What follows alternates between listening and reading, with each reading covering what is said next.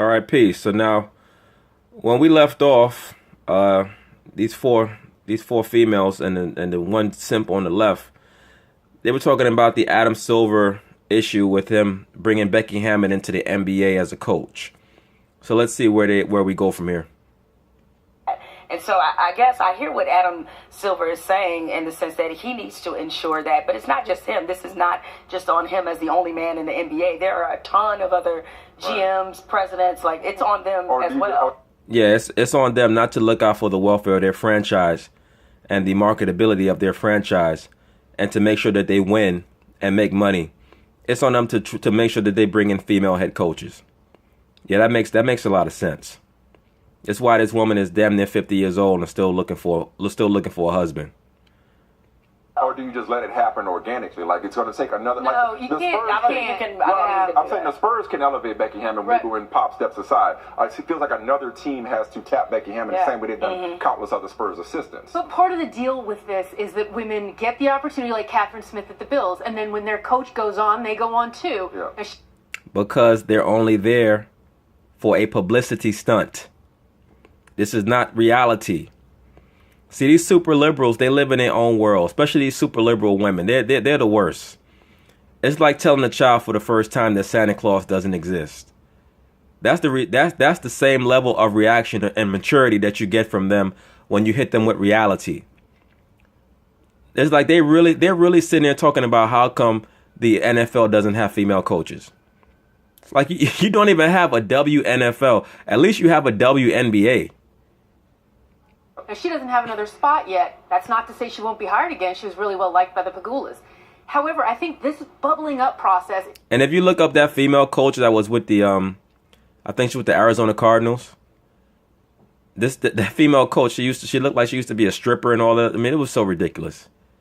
Like, it is so ridiculous, this push to force female authority figures into the sports world. Because they're only doing it so that you can accept females as authority figures in your everyday life. That's the only reason why they're doing it. It's social engineering. Is part of the deal. It's like having more and more women in these different spots. Eventually one of them breaks through. Yeah. But kind of breaks through to do what? To do what? Kind of anointing someone and saying, this one, has to get a head coaching job in the next 5 years. I don't know that that's the answer That's what I either. mean, yeah. So then what's the answer? The answer is that they should allow a bunch of females who, by your own admission, haven't paid their dues. They should just bring them into the fold, into the already overlarge coaching talent pool, and they should just push former NBA players to the side to make sure that they have an equal representation of female coaches. Yeah, that makes a lot of sense. And there was a study, I want to say it was 2 years ago, of a bunch of college coaches anonymously asking about having women on their staff. And some of the answers were so deeply troubling that you wonder how Almost as troubling probably as your last psychiatric visit. much we give credit to guys like Pop and forget that there are coaches. They said, why wouldn't we be able to use the language I use if there was a woman around? Please. Well, I really couldn't be myself. Things would have to change a lot. And you're like, Have you ever been around Sarah Spain? Thank you. We should be in our prep meeting. I'll show you what a real mouth is. Yeah, I'm sure you would. Just don't forget your knee pads. Secondly, is if you're really saying that many things would have to change for a woman to be around, then you're probably doing some real bad stuff, right? And right there, you just proved why they don't want women around. Right there, you just proved it. Just for you to assume that because they don't want you around, it's because they're doing quote-unquote bad stuff. Look at the look on this demon's face. Give me a break. Nobody takes you people seriously. And when I say you people, I'm talking about super liberals, particularly so-called super liberal females. Nobody cares about what you think. You spend all your time looking in the mirror trying to convince yourself that you're happy with your life. Like I said, most of these liberal women, they go home to a glass of wine and a vibrator. Right. That's very true. Moving on to a hot topic in the NFL, ESPN's Mel Kiper said that on talent alone, Joe Mixon is the best running back in the draft. Now you see what they did there. They went from Becky Hammon to Joe Mixon with their panel of females. So you already know what this is. This is like this is the male hammer fest. They just want to beat down this guy Joe Mixon now. Let's see how they cover this story. Broncos head coach Vance Joseph, he met with Mixon and he called him a nice young man who is remorseful about his mistake. At first, it's interesting how this has progressed. It went from some thinking Joe Mixon would be undrafted. Then, okay, he'll be drafted. Now it seems like based off... Of course he's going to be drafted. He can play. Based off what Mel Kiper is saying, that there are going to be some teams that really do think about drafting him in the first round. Of course, they're looking for the next Ezekiel Elliott. The man can play. Jane, what are your thoughts on that? I think this is inevitable, right? I mean, you have 32 different teams in the NFL. Isn't it funny whenever a so-called black male gets involved with a so-called domestic violence issue, they hold it over his head forever?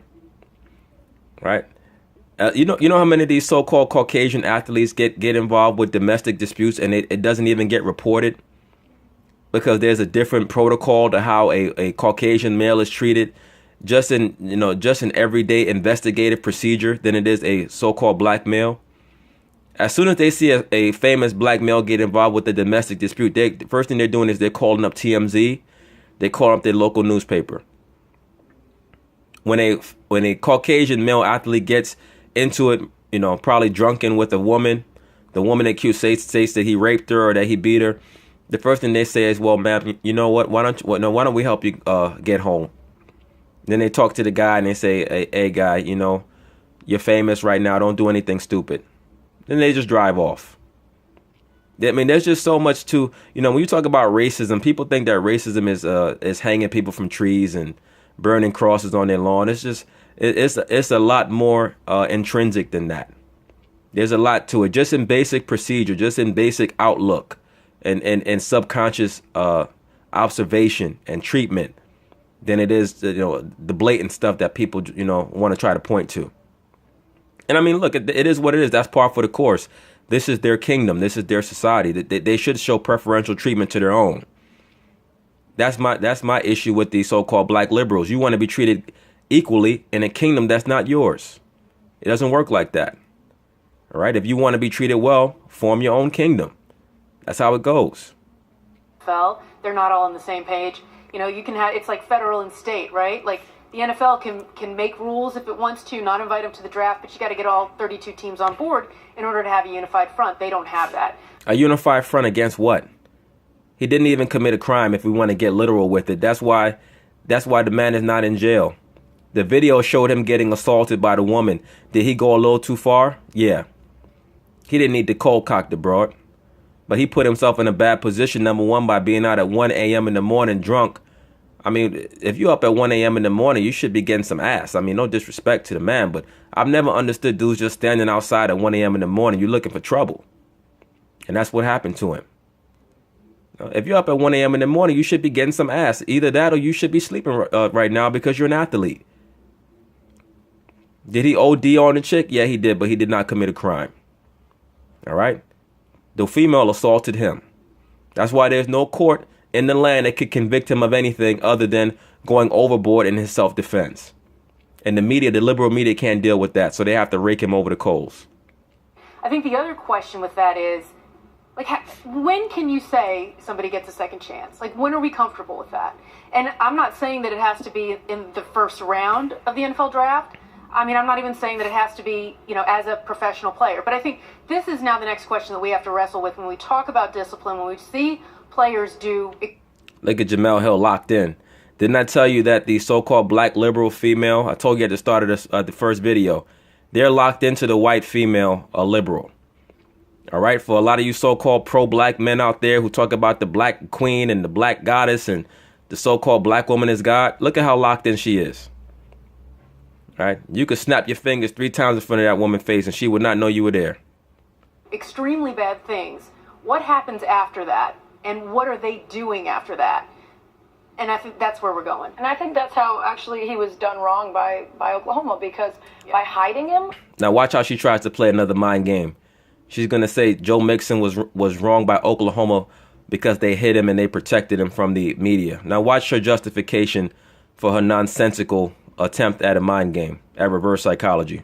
Him we don't learn anything about him. We don't learn whether he's changed. We don't learn whether he cares about what he did. And so it happens that we have this huge gap before we really hear from him for the first time. And then he's able to say it was so long ago, but we haven't processed it. We didn't see the tape until just now. So the issue was not actually that a disservice was done to him by Oklahoma. The issue, once again, as usual with the super liberal female, is that they think a disservice was done to them. She thinks a disservice was done to her because she was not able to rake him over the coals in real time.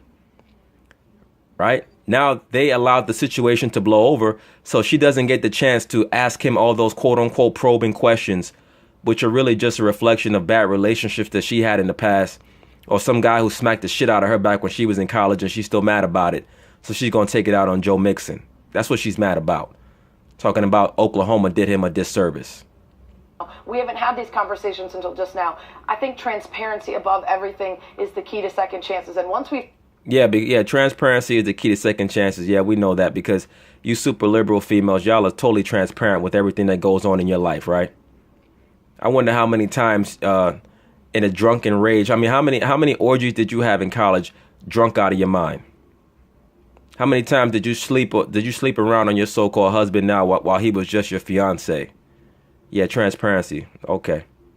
Once we feel like, all right, the lessons have been learned and the choices that are going to be made going forward are going to reflect that you did learn something, then I think we're Who are you to determine whether or not he learned something or not?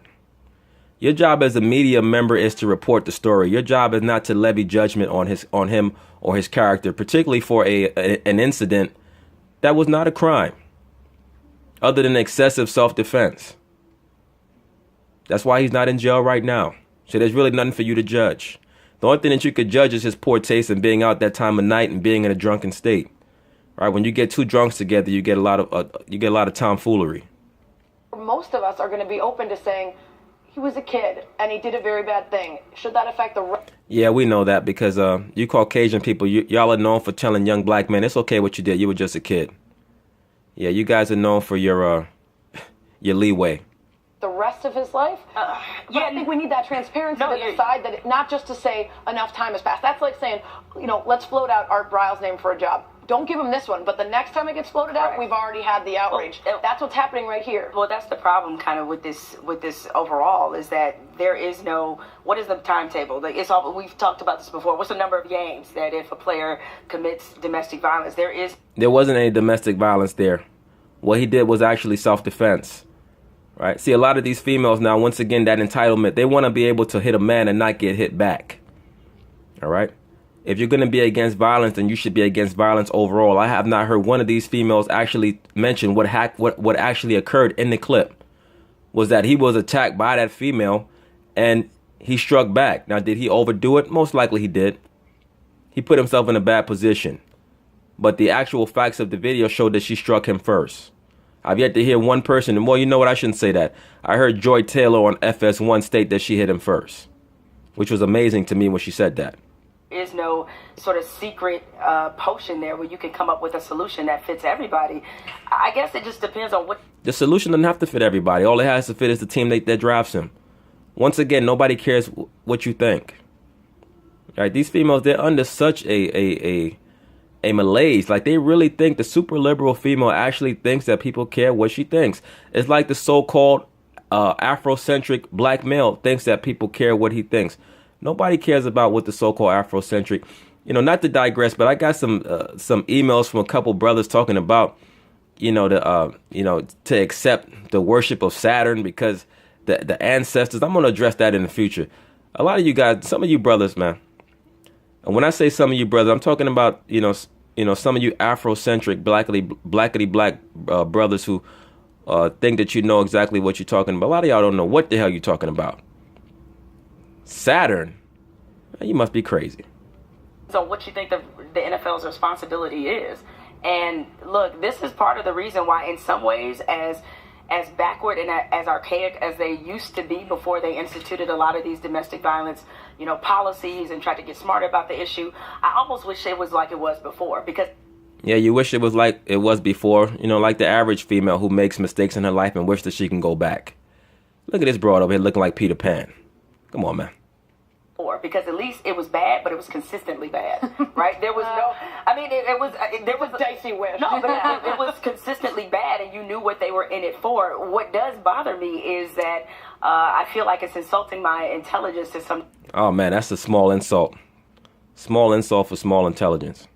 Some degree, right. We hear coach after coach, different GMs, owners saying domestic violence, no tolerance. Well, you do have some tolerance. Right, they're tolerating. I mean, or you do have some tolerance for women being hit. Sure, they did. Just like ESPN had tolerance for you when you compared rooting for the Celtics to calling Hitler a victim, right, Jemele Hill?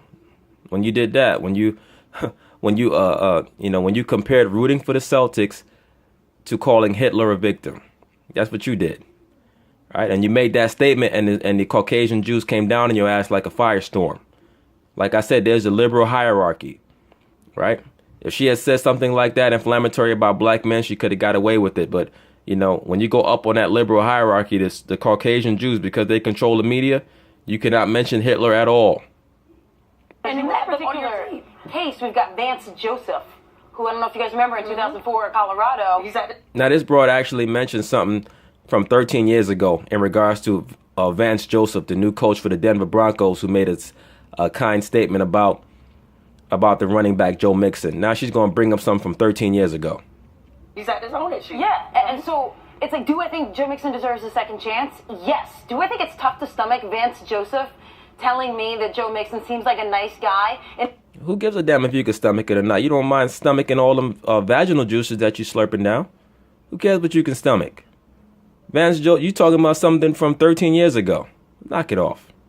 In a situation where Joe Mixon has a couple $1 million on the line to act like a nice guy for an hour, right. Yeah, that's tough to stomach. That doesn't change the fact that I think Joe Mixon deserves a chance to play football. Right. But what you're talking about, like this double standard in the NFL, like we have to listen to that. On the other hand, the NFL saying that they're doing all of this good work. We know what you're in it for. Yeah, okay. It's a bit of a charade now in some way. Of course it's a bit of a charade because the NFL, they got raked over the coals with that Ray Rice nonsense. So now they still trying to double back and cover all they, dot their I's and cross their T's because they worried about you, bubblehead broads on ESPN.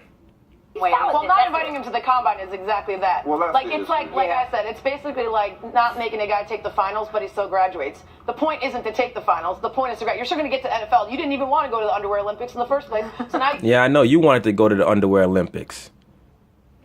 So now you get to skip those and still get paid. But you know what? I was okay with that. He didn't have to go to the party. All right, so you're making whatever. Maybe it's just for show, but the NFL at least made a statement and said, we're saying this is not happening. He's still employable. Right. And ultimately, then they just showed up at his home school to do his workouts, which is even or easier. handed in for a visit. Right. We're talking about a second chance. He actually got the second chance from Oklahoma. So far, has made the most of it. What we're really talking about what he seems to have to determine and what they care about is not what you did, but who you are. And whether or not what you did is a precursor to what you may do on their watch. Right. So they don't care that you hit a woman in your past. Just don't do it after we draft you. Don't embarrass us. Don't make us look bad for betting on you, especially the better you can play. Right. Yeah.